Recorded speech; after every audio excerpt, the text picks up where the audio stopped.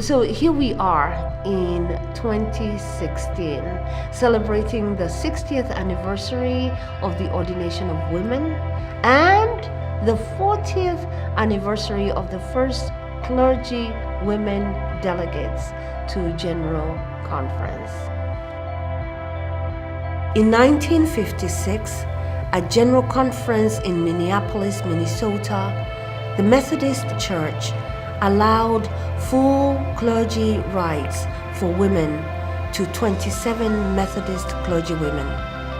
Maud Pauline Keister and Grace E. Huck were among those clergywomen. 20 years later, at the 1976 General Conference in Portland, Oregon, clergywomen were elected to be delegates for the first time. Bishop Sharon Brown Christopher was one of the 13 women making history as one of the first women to be a clergy delegate. I also had a sense that, knowing I was a first there, that I was carrying the lives of many other women with me on my shoulders into that gathering. And I had a responsibility for engagement there in such a way that would continue to open doors for women to be leaders in the life of the church. While we are excited to celebrate these milestones made by the church, we also have to ask, why did it take the church 20 years for clergy women to be at the decision-making table? And so I believe that one of the primary cultural norms that has been a detriment to the ordination of women and the election of women to General Conference is that of patriarchy.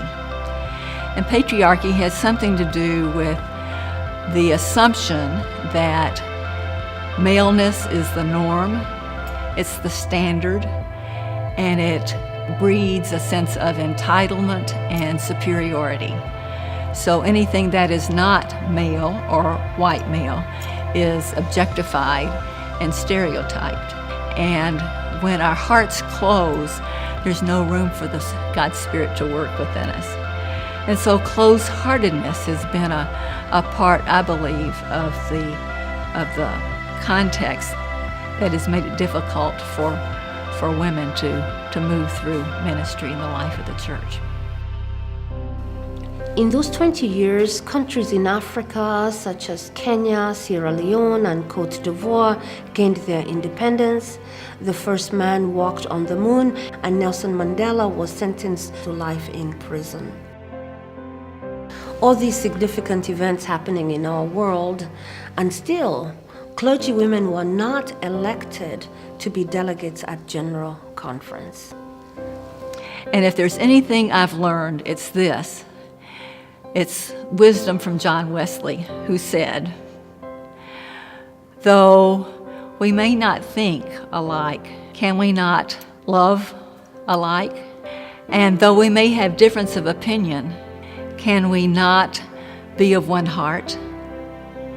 To me, that is what I've learned over and over and over again through my formation throughout the whole church. And I give thanks for being a part of a church that gathers the whole people of God, all of God's creation, around the same table and feast together. We as United Methodists applaud the great strides we have made towards full inclusion of women. However, that only highlights the amount of work that is yet to be done.